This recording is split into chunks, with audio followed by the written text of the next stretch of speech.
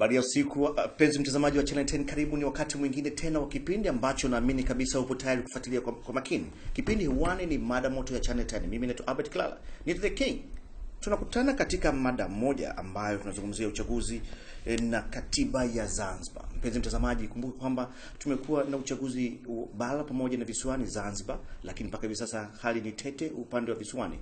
Ndio hii tuzungumzia uchaguzi na katiba ya Zanzibar. Lengo kubwa ni kufafanua na kuweka sawa katika sehemu ambazo zimekwenda ndivyo sivyo, ili kila Mtanzania apate kujua nini kinaendelea kwa upande wa pili. Lengo kubwa ni kabisa Watanzania wajue uhalisia hali ilikuwa namna gani.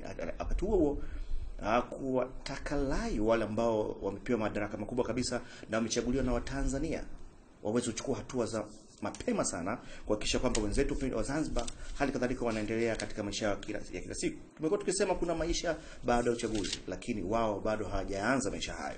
Maisha hayo yataanza mara tu hali hii itapokuwa sawia. Wenyewe wanasema kuna mazonge. Hayo mazonge ni yapi? Tutazungumza hapa. Wageni wangu siku ya leo ninaye Awadhi Al-Saidi. Yeye ni mwanasheria na pia ni wakili, pia alikuwa ni mjumbe wa tume ya mabadiliko ya katiba. Karibu sana kwenye kipindi. Asante. Hali kadhalika naye Fatma Aman Abeid Karume. Huyu mwanasheria na ni wakili wa Mahakama Kuu ya Tanzania, hali kadhalika visiwani Zanzibar. Hali kadhalika kakangu Awadhi pia ni wakili katika Mahakama Kuu ya Zanzibar. Leo hii tunazungumzia uchaguzi na katiba. Ikumbuke siku mbili moja nyuma, siku ya Jumatatu nilikuwa hapa na mgeni wangu kutoka pia Zanzibar. Naye alizungumzia kwa upande wake. Yeye alikuja hapa kama kada, hali kadhalika kama waziri mstaafu, akizungumza na magari yalivyokwenda, akatoa elimu kwa upande wake. Lakini leo ninazungumza na wanasheria. Nategemea tujikite kwenye sheria. Sheria ziko vipi? Nianze kwa swali langu. Tunapozungumzia uchaguzi wa Zanzibar, una tofauti gani na uchaguzi ambao upo huku bara? Kakangu, karibu. Asante, nashukuru kupata fursa kwanza kabisa kushiriki katika kipindi hiki cha mada moto. Uchaguzi wa Zanzibar unapofanyika uchaguzi mkuu tunakuwa na chaguzi 5. Ndio. Kuna chaguzi 3 ambazo zinasimamiwa na tume ya uchaguzi ya Zanzibar. Hizi ni uchaguzi wa rais wa Zanzibar, uchaguzi wa mwakilishi, mjumbe wa baraza la wawakilishi, na uchaguzi wa madiwani. Pia kuna chaguzi 2, uchaguzi wa rais wa Jamhuri ya Muungano na mbunge wa bunge la Jamhuri ya Muungano. Chaguzi hizi 5 zinaenda sambamba. Hata kwenye utaratibu wetu wa kisheria na mambo yanavyokwenda, ukiingia kwenye chumba cha upigaji kura, kuna ofisa wa ZEC ambaye ndio tume ya uchaguzi wa Zanzibar, anakupa karatasi 3. Baadaye unakwenda kwenye ofisa wa NEC, anakupa karatasi 2, unakwenda kuchagua viongozi hao 5.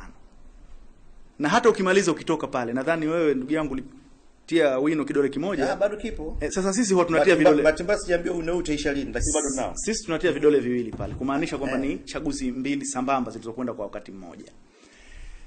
Lakini huu uchaguzi wa Zanzibar, tuache uchaguzi wa Jamhuri ya Muungano.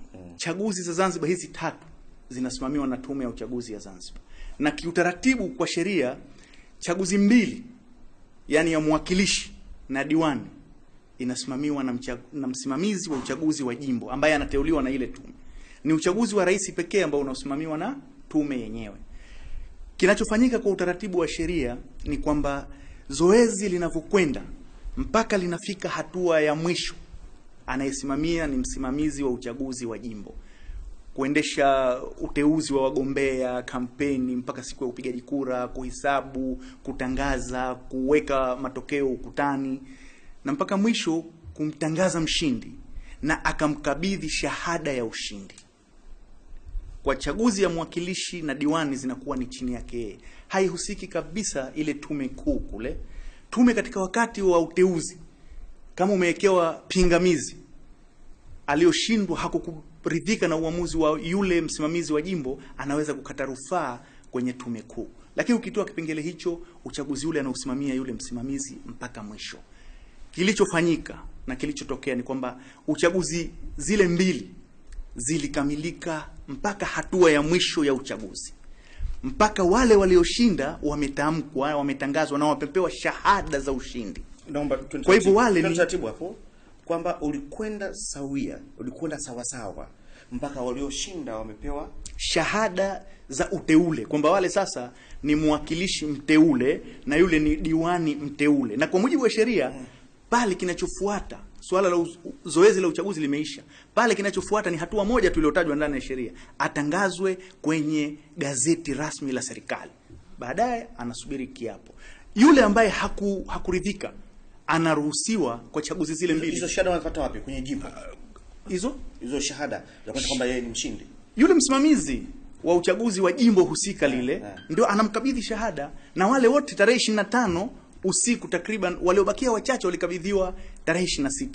Lakini tarehe 26 wale wote wameshapewa shahada zao, na wale wameshamalizana na tume, wameshamalizana na uchaguzi. Ulipokuja kufutwa uchaguzi siku mbili baada ya tarehe 28, wale haiwahusu tena shughuli ya uchaguzi, wao walikusha sahau kabisa. Sasa hilo ndilo lililotokea. Na ukiangalia sheria ya uchaguzi ya Zanzibar pamoja na kanuni zake, lile zoezi lote linakwenda hatua baada ya hatua. Ikimaliza hatua moja, ikifungwa, ndio inafunguka hatua nyingine. Na kila hatua inakupa wewe fursa ya kutoa malalamiko.